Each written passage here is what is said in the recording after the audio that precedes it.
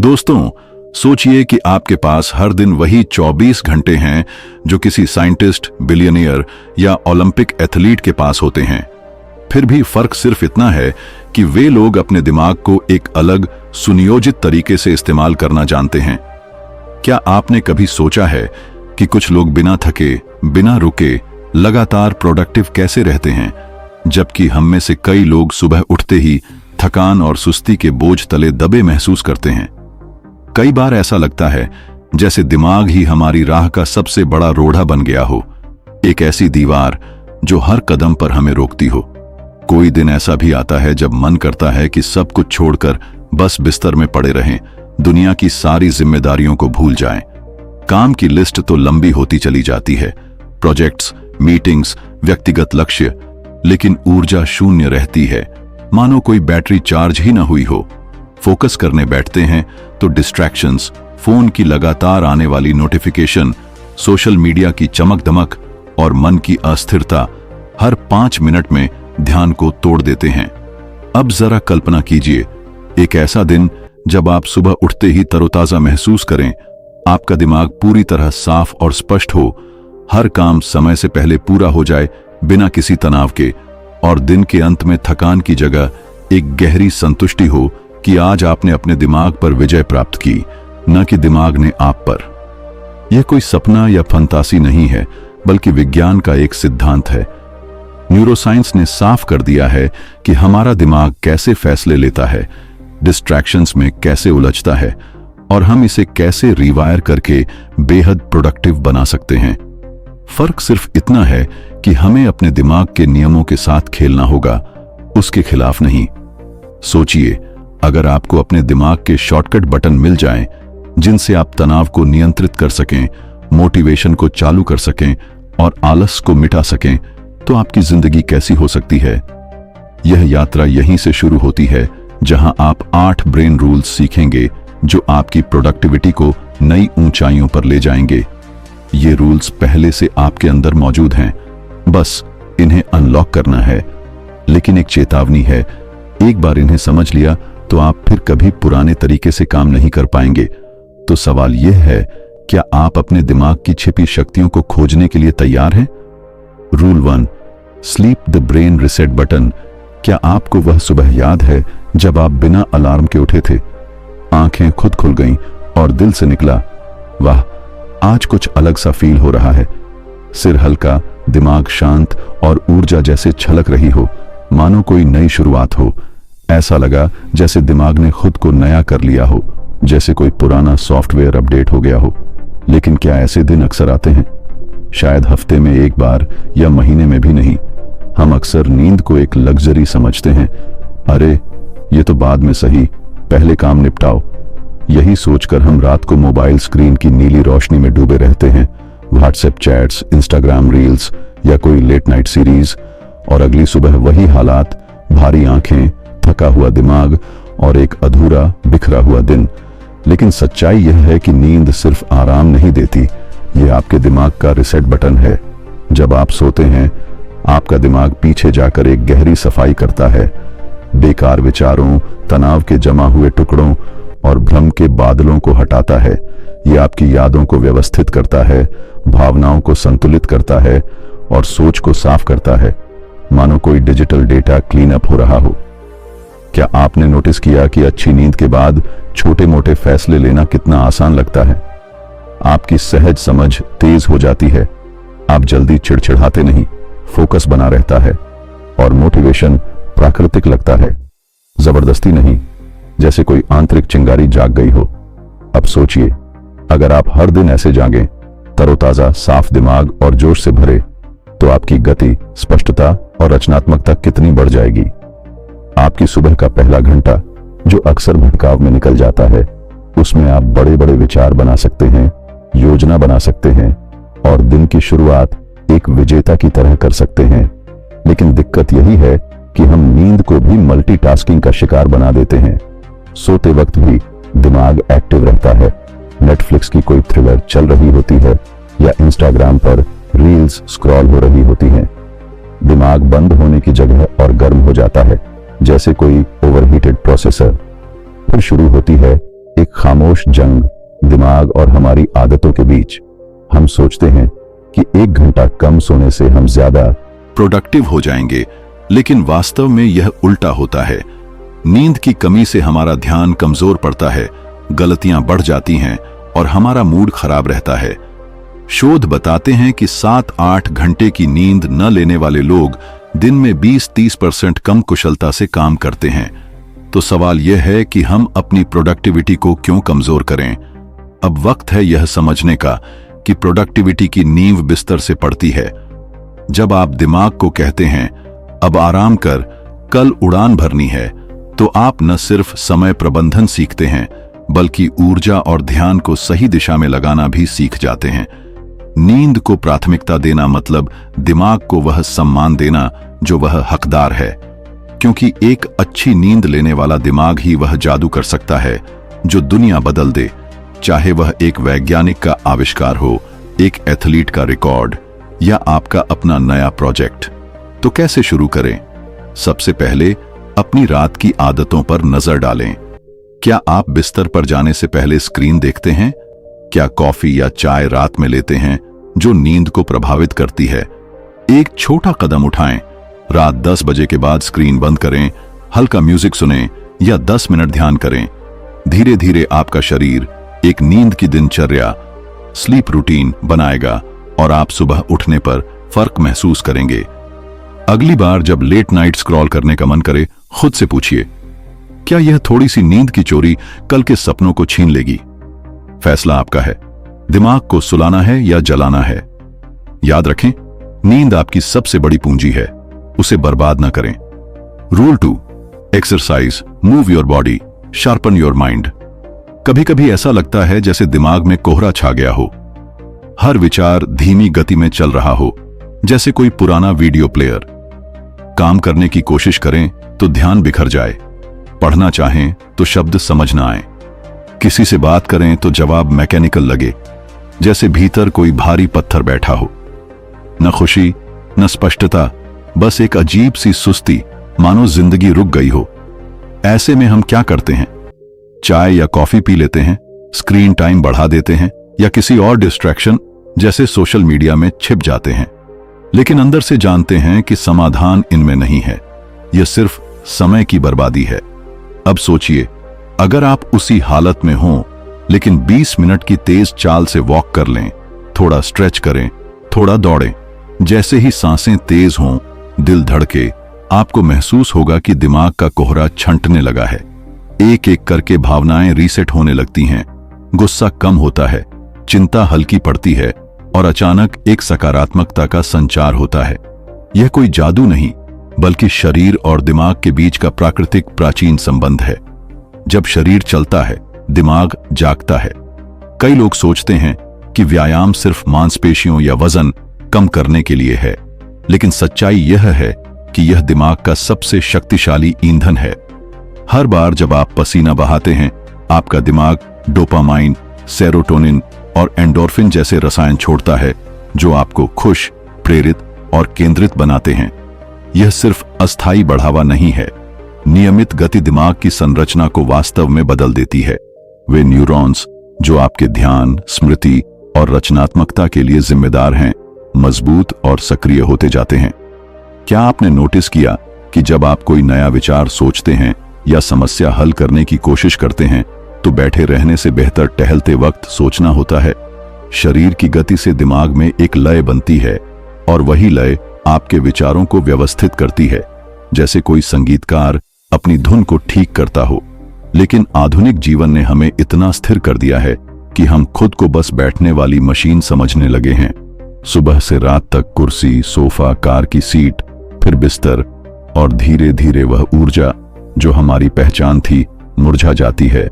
हमारा शरीर प्रकृति का हिस्सा है जो गति के लिए बना है, लेकिन हमने उसे कैद कर लिया है।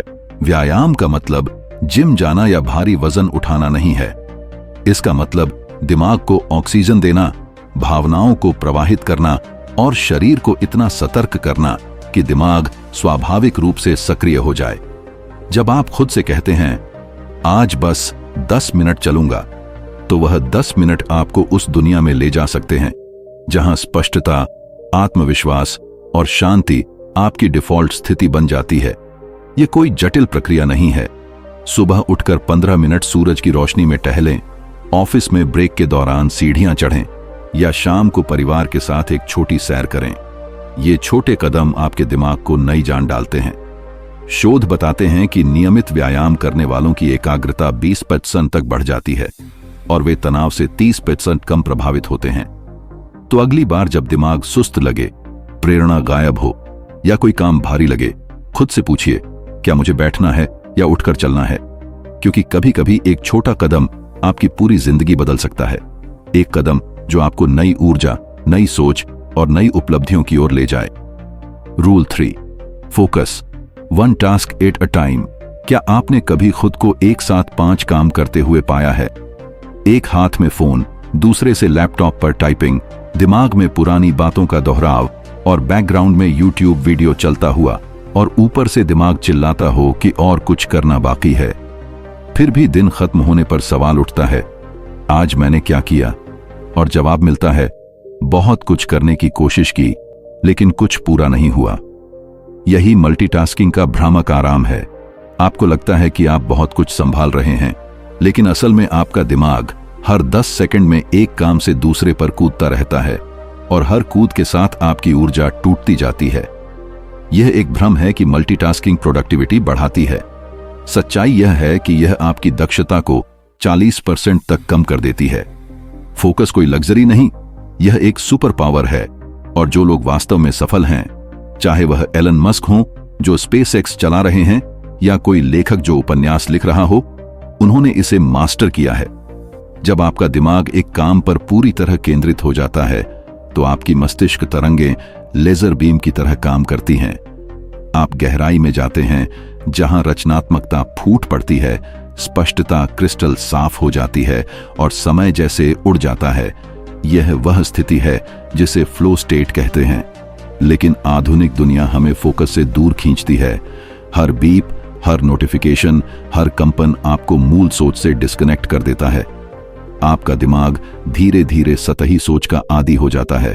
छोटे वीडियो, छोटे विचार, कम ध्यान और सीमित सफलता। सोशल मीडिया और त्वरित संदेशों की दुनिया ने हमें इस कदर बांध लिया है कि हम 5 मिनट से ज्यादा एक जगह टिक नहीं पाते। लेकिन क्या यही हमारी नियति है? नहीं। अब कल्पना कीजिए एक ऐसा दिन जब आपने सिर्फ एक काम पर ध्यान दिया, पूर्ण समर्पण और उपस्थिति के साथ। कोई डिस्ट्रैक्शन नहीं, कोई अनावश्यक स्विचिंग नहीं, बस आप और वह काम, एक शांत गहरा संबंध। उस काम की गुणवत्ता क्या होगी? वह अनुभव कैसा होगा जब आप इसे पूरा करके सिर उठाएंगे? यही है डीप वर्क की ताकत, जहां काम का मतलब सिर्फ एक टास्क को निपटाना नहीं बल्कि उसमें डूब जाना है। फोकस को वापस पाना असंभव नहीं है, लेकिन यह एक सचेत निर्णय है। आपको अपने दिमाग को यह सिखाना होगा कि हर चीज अभी जरूरी नहीं है। शुरुआत में दिमाग विरोध करेगा, बोरियत होगी, डिस्ट्रैक्शंस की लालसा बढ़ेगी, जैसे कोई नन्हा बच्चा खिलौने के लिए रोए। लेकिन अगर आप उस पल में टिके रहें तो खुद को एक नई दुनिया में पाएंगे, जहां आपका दिमाग शांत है और कार्रवाई शक्तिशाली। एक बार यह आ जाए तो आप कम समय में अधिक प्रभावी काम कर पाएंगे। उदाहरण के लिए, अगर आप एक लेख लिख रहे हैं तो फोन साइलेंट करें, वाईफाई बंद करें और सिर्फ कागज या स्क्रीन पर ध्यान दें। आप देखेंगे कि विचार अपने आप बहने लगेंगे। यही प्रोडक्टिविटी का असली चेहरा है। शोर नहीं, शांति, बिखराव नहीं, केंद्रितता।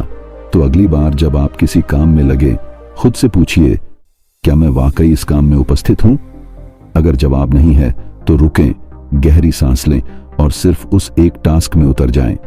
क्योंकि जब आप एक टास्क पर 8% फोकस करते हैं, वहीं से आप असाधारण बनना शुरू करते हैं।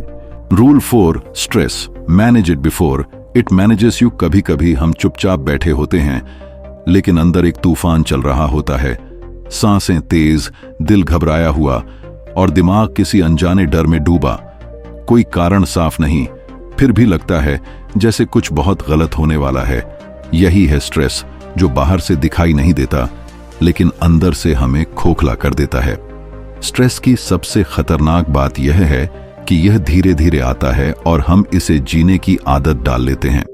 हम इसे नॉर्मल प्रेशर, थोड़ा बिजी हूं या आज माइंड ऑफ है कहकर नजरअंदाज कर देते हैं, मानो यह हमारा साथी हो गया हो। लेकिन सच ये है कि स्ट्रेस कभी चुप नहीं रहता।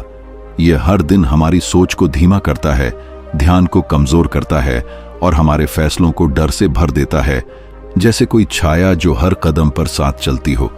कल्पना कीजिए, आप किसी टास्क पर काम कर रहे हैं, ऊपर से सब ठीक लग रहा है, लेकिन अंदर चिंता का दबाव है। आप हर छोटी गलती पर खुद को जज करते हैं, यह सही नहीं हुआ, मैं असफल हो गया। हर कदम पर जरूरत से ज्यादा सोचते हैं, क्या होगा अगर यह कॉम्प्लेक्स हो जाए, और हर परिणाम को असफलता से जोड़ते हैं।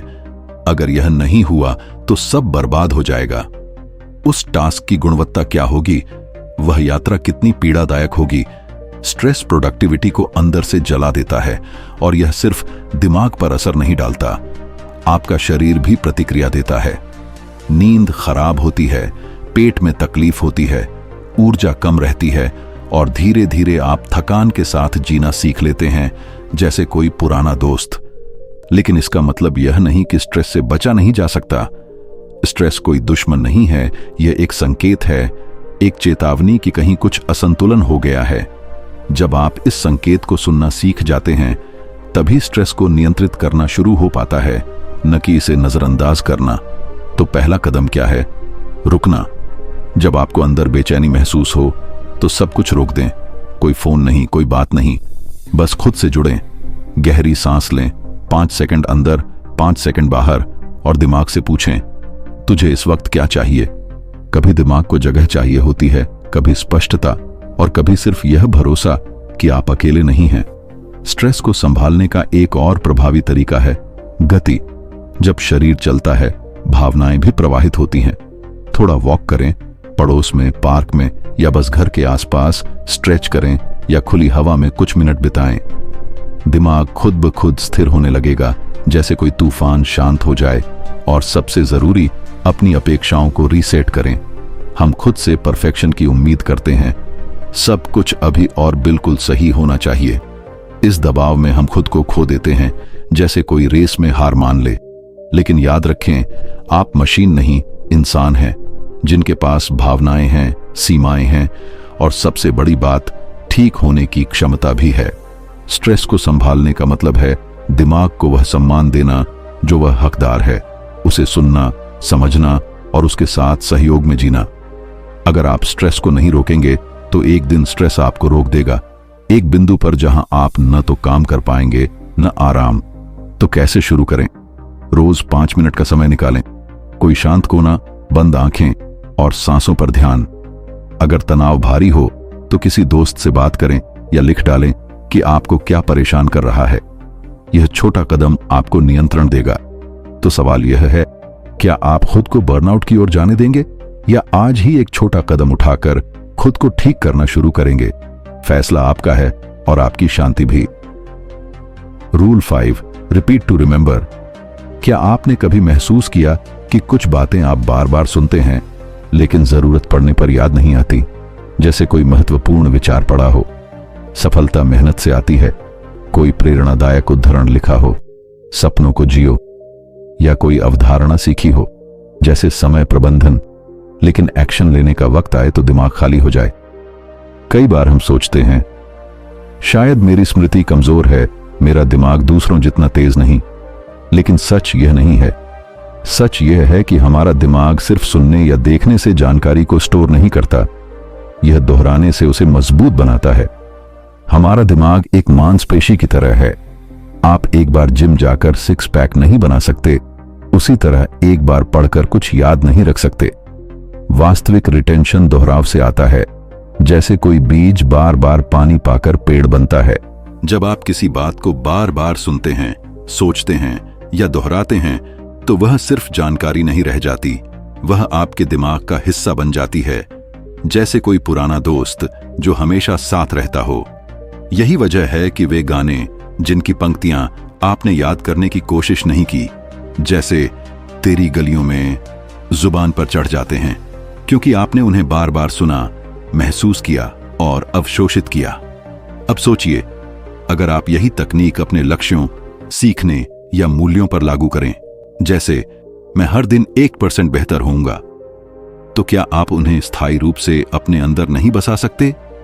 लेकिन आधुनिक जीवन की सबसे बड़ी समस्या यही है, हम हर दिन नई चीजें ग्रहण करते हैं लेकिन उन्हें दोहराते नहीं। हम प्रेरणा तो ढूंढते हैं, मोटिवेशनल वीडियो देखते हैं, किताबें पढ़ते हैं, लेकिन एकीकरण नहीं करते। आपने कोई शानदार विचार सुना, सफलता असफलता से सीखने में है, प्रेरित हुए और अगली रील पर स्वाइप कर गए। यही कारण है कि हम प्रेरित तो रहते हैं लेकिन परिवर्तित नहीं हो पाते। हमारे विचार हवा की तरह आते हैं और चले जाते हैं। दोहराव का मतलब बोरियत नहीं है, यह दिमाग की भाषा है, उसकी प्राकृतिक प्रक्रिया। जब आप किसी विचार को बार बार खुद से कहते हैं, मैं यह कर सकता हूं, दिन में 2 बार पढ़ते हैं या लिखते हैं जैसे एक डायरी में, तो आपका दिमाग उसे प्राथमिकता देता है और यही चीज आपकी आदतें बनाती है, आपके फैसले प्रभावित करती हैं और आपके परिणामों को आकार देती है। अगर आप कोई कौशल सीखना चाहते हैं, जैसे पब्लिक स्पीकिंग, कोई भावना बदलना चाहते हैं, जैसे डर को आत्मविश्वास में, या कोई मानसिकता विकसित करना चाहते हैं, जैसे ग्रोथ माइंडसेट, तो उसे रोज दोहराना शुरू करें। शुरुआत में अजीब लगेगा, दिमाग विरोध करेगा, यह तो बेकार है, समय बर्बाद है, लेकिन धीरे धीरे नए विचार आपके अवचेतन में उतर जाएंगे। तब आप हैरान रह जाएंगे कि आप कितनी स्पष्टता से सोचने लगे हैं, कितने आत्मविश्वास से फैसले लेने लगे हैं और कितनी तेजी से बढ़ रहे हैं, जैसे कोई पौधा धूप और पानी से फलता फूलता हो। तो कैसे शुरू करें? हर दिन 5 मिनट निकालें, एक विचार चुनें, उसे लिखें और दिन में 2 बार दोहराएं। अगर आप फिटनेस का लक्ष्य रखते हैं तो हर सुबह खुद से कहें, मैं आज 10 मिनट चलूंगा। पहले हफ्ते में यह मुश्किल लगेगा, लेकिन 21 दिन बाद यह आपकी आदत बन जाएगी। दोहराव से ज्ञान स्मृति में बदलता है और स्मृति कार्रवाई में, जैसे कोई बीज पेड़ बनकर फल देता है। तो अगली बार जब कोई शक्तिशाली विचार आपके दिल को छुए, मैं अपनी जिंदगी बदल सकता हूं, उसे जाने न दें, उसे पकड़ें, दोहराएं, अवशोषित करें, क्योंकि जो आप बार बार सोचते हैं वही आपकी पहचान बन जाता है। Rule 6, visuals beat text. क्या आपने कभी किसी किताब में कोई पंक्ति पढ़ी जो उस वक्त समझ आई? सफलता मेहनत से आती है, लेकिन कुछ दिन बाद भूल गए और फिर एक साधारण तस्वीर देखी, जैसे कोई पहाड़ चढ़ते हुए व्यक्ति जो बिना कुछ कहे आपको अंदर तक हिला गई। यही है विजुअल्स की असली ताकत। हमारा दिमाग शब्दों से ज्यादा तस्वीरों को तेजी से समझता है, गहराई से महसूस करता है और लंबे समय तक याद रखता है। जब आप कोई छवि देखते हैं, दिमाग उसे एक साथ अवशोषित कर लेता है। रंग, भावनाएं, अर्थ, सब कुछ एक झटके में, जैसे कोई कैमरा एक सीन को कैद कर ले। टेक्स्ट पढ़ने के लिए हमें ध्यान देना पड़ता है, अर्थ को डिकोड करना पड़ता है, हर शब्द को तोड़कर समझना पड़ता है। लेकिन विजुअल्स सीधे दिल और दिमाग में उतरते हैं, जैसे कोई संगीत सीधे आत्मा को छू जाए। कल्पना कीजिए, आपको कोई नया विचार समझना है। 2 विकल्प हैं, एक लंबा पैराग्राफ पढ़ें। समय प्रबंधन का मतलब है प्राथमिकताएं तय करना और हर काम को समय पर पूरा करना। या एक इन्फोग्राफिक देखें जिसमें वही बात रंगों, आकृतियों और चित्रों से समझाई गई हो। एक घड़ी, टास्क की सूची और चेक मार्क। ज्यादातर लोग दूसरा चुनेंगे। क्यों? क्योंकि यह तेज है, स्पष्ट है और स्वाभाविक रूप से आकर्षक है। जब सीखने में विजुअल्स शामिल होते हैं तो वह शुष्क नहीं लगती, वह एक अनुभव बन जाती है, जैसे कोई फिल्म देखना। यही कारण है कि बच्चों की किताबों में तस्वीरें होती हैं। वे रंगीन चित्रों से सीखते हैं, खेलते हैं और याद रखते हैं। लेकिन बड़े होकर हम उस आदत को छोड़ देते हैं और फिर सीखना बोरिंग लगने लगता है, जैसे कोई ग्रे स्केल की दुनिया में जीना। अब सोचिए, अगर आप अपनी प्रोडक्टिविटी बढ़ाना चाहते हैं, कोई कौशल मास्टर करना चाहते हैं, जैसे कोडिंग, या कोई विचार याद रखना चाहते हैं, जैसे मैं हर दिन बेहतर होऊंगा, तो क्यों न विजुअल्स को अपनी सोच का हिस्सा बना लिया जाए। माइंड मैप्स बनाएं, एक कागज पर विचारों को शाखाओं में बांटें, डायग्राम्स ड्रॉ करें, जैसे समय का चार्ट, कलर कोडेड नोट्स लें, हर विषय के लिए अलग रंग, स्केचिंग करें, अपने लक्ष्य को चित्र में उतारें। ये सब आपके दिमाग को व्यस्त रखते हैं, उसे जिंदा रखते हैं। आप सिर्फ तर्क से नहीं, कल्पना से भी सोचते हैं, और यही कल्पना वह ईंधन बनती है जो आपकी सोच को अगले स्तर पर ले जाती है। जैसे कोई रॉकेट ईंधन के साथ अंतरिक्ष में उड़ान भरता हो। विजुअल्स आपको स्पष्टता देते हैं, जैसे धुंध में रास्ता अचानक साफ हो जाए। जब आप किसी लक्ष्य को छवि में बदलते हैं, जैसे एक विजन बोर्ड पर घर, कार या यात्रा की तस्वीर चिपकाते हैं, तो वह सिर्फ सपना नहीं रहता, बल्कि एक दृश्य सत्य बन जाता है जो रोज आपको खींचता है, प्रेरित करता है और याद दिलाता है कि आप क्यों शुरू हुए थे। विजुअल्स सिर्फ देखे नहीं जाते, महसूस भी किए जाते हैं।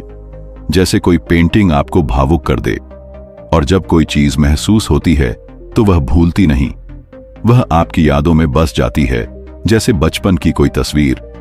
तो अगर आप चाहते हैं कि आपके विचार व्यवस्थित रहें, विचार याद रहें और हर दिन दिमाग ताजा रहे, तो टेक्स्ट के साथ साथ विजुअल्स को अपना सबसे अच्छा दोस्त बना लें। क्योंकि इस तेज दुनिया में जहां हर कोई जानकारी के पीछे भाग रहा है, वही लोग आगे बढ़ते हैं जो इसे कल्पना करना सीख जाते हैं, जो इसे जीवंत कर देते हैं। अब फैसला आपका है, क्या आप हर बात को सिर्फ पढ़ना चाहते हैं या उसे देखकर महसूस करके जिंदगी का हिस्सा बनाना चाहते हैं। एक छोटा कदम उठाएं, आज ही एक माइंड मैप बनाएं और देखें कि आपकी सोच कैसे खुलती है। Rule 7, emotions drive action. हम चाहे माने या न माने, हमारे फैसले, लक्ष्य और प्रोडक्टिविटी किसी तर्क से नहीं बल्कि भावनाओं से चलती है। जैसे कोई इंजन जो ईंधन से चलता हो। क्या आपने नोटिस किया कि जब किसी काम से दिल जुड़ जाता है, जैसे अपने बच्चे के लिए कुछ करना, तो हम रातें जागकर भी थकते नहीं, रुकते नहीं। लेकिन अगर मन न लगे, जैसे कोई बोरिंग ऑफिस टास्क, तो वही काम बोझ बन जाता है, टालने का मन करता है, हर मिनट भारी लगता है, जैसे पहाड़ उठाना हो। कई बार हम खुद को धक्का देते हैं, अनुशासन रखो, समय बर्बाद मत करो, आलसी मत बनो। फिर भी अंदर से प्रेरणा गायब रहती है, जैसे कोई मोटर बिना तेल के रुकी हो। क्यों? क्योंकि तर्क तो है, लेकिन भावना गायब है। भावना वह अदृश्य शक्ति है जो किसी भी कार्रवाई के पीछे आग लगा सकती है, जैसे प्यार, गर्व या डर। अगर आपके किसी लक्ष्य से भावनात्मक संबंध नहीं है, जैसे मुझे पैसे चाहिए के बजाय मैं अपने परिवार को बेहतर जिंदगी देना चाहता हूं, तो वह लक्ष्य बस एक सूची बनकर रह जाता है, एक टास्क जिसे आप चेक करना चाहते हैं लेकिन जीना नहीं चाहते। अब सोचिए, जब कोई मां अपने बच्चे के लिए रात रात जागती है, कोई सैनिक देश के लिए जान जोखिम में डालता है, या कोई कलाकार एक पेंटिंग को महीनों बनाता है, क्या वे सिर्फ रूटीन से ऐसा कर रहे हैं? नहीं, वहां भावना है, एक गहरा ड्राइव, एक व्यक्तिगत अर्थ, जैसे कोई जुनून जो उन्हें आगे बढ़ाए। भावनाएं आपके अंदर सोई ऊर्जा को जगा देती हैं, जैसे कोई बंद दरवाजा खुल जाए। जब कोई काम सिर्फ जरूरी नहीं बल्कि अपना लगने लगता है, जैसे मैं यह अपनी मां के लिए करूंगा, तो अंदर से एक अलग जोश उभरता है, और यही जोश कार्रवाई को अविराम बना देता है, जैसे नदी का प्रवाह। समस्या तब आती है जब हम अपने कामों को सिर्फ तर्क से प्लान करते हैं, मुझे यह करना चाहिए, मुझे वहां पहुंचना है, लेकिन यह नहीं सोचते कि मैं यह क्यों करना चाहता हूं, मेरा उद्देश्य क्या है। हर कार्रवाई के पीछे एक भावनात्मक कारण होना चाहिए जो आपके दिल को छुए, जैसे खुशी, गर्व या किसी प्रियजन के लिए प्यार। क्योंकि जब दिल शामिल होता है, दिमाग स्वाभाविक रूप से संरेखित हो जाता है, जैसे दो दोस्त एक ही रास्ते पर चलें। अगर आप चाहते हैं कि आपका दिमाग डिस्ट्रैक्शन से बाहर निकले, सुबह उठते ही प्रेरित महसूस करे, तो पहले यह जानिए कि आपके काम का दिल से क्या संबंध है। हर टास्क को एक कहानी से जोड़ें, जैसे यह प्रोजेक्ट मेरी आजादी का रास्ता है। हर लक्ष्य के पीछे एक भावना खोजें, चाहे वह खुशी हो, दर्द हो, गर्व हो या कोई अधूरा सपना, जैसे मैं यह अपने पिता के सपने को पूरा करने के लिए करूंगा। क्योंकि भावनाएं ही वह इंजन हैं जो दिमाग को गति देती हैं, जैसे कोई कार का एक्सीलरेटर। और जब आपका दिमाग भावनात्मक ड्राइव के साथ काम करता है, तब आपकी प्रोडक्टिविटी मैकेनिकल नहीं, चमत्कारी बन जाती है, जैसे कोई कला जो आत्मा से निकले। तो कैसे शुरू करें? अगली बार जब कोई टास्क टालने लगे खुद से यह न पूछें कि मुझे यह करना चाहिए या नहीं, बल्कि पूछें, इस काम से मेरी भावना क्या जुड़ी है। अगर यह आपके लिए मायने नहीं रखता तो उसे प्राथमिकता न दें, लेकिन अगर यह आपके दिल को छूता है तो उसे गले लगाएं और शुरू करें। उदाहरण के लिए, अगर आप जिम जाना चाहते हैं तो सोचें, मैं यह अपनी सेहत के लिए करूंगा, अपनी ताकत के लिए। यह छोटा भावनात्मक कनेक्शन आपको आगे बढ़ाएगा, क्योंकि जब कारण दिल से आता है तो कार्रवाई रुकती नहीं, वह बहती है जैसे नदी अपने गंतव्य की ओर। Rule 8, brain needs breaks. कभी कभी हम खुद से उम्मीद करते हैं कि हम मशीन की तरह काम करें, बिना रुके, बिना थके, सुबह से रात तक टास्क पूरे करते जाएं, लक्ष्य चेक करते जाएं और हर दिन अधिकतम प्रोडक्टिविटी दिखाएं।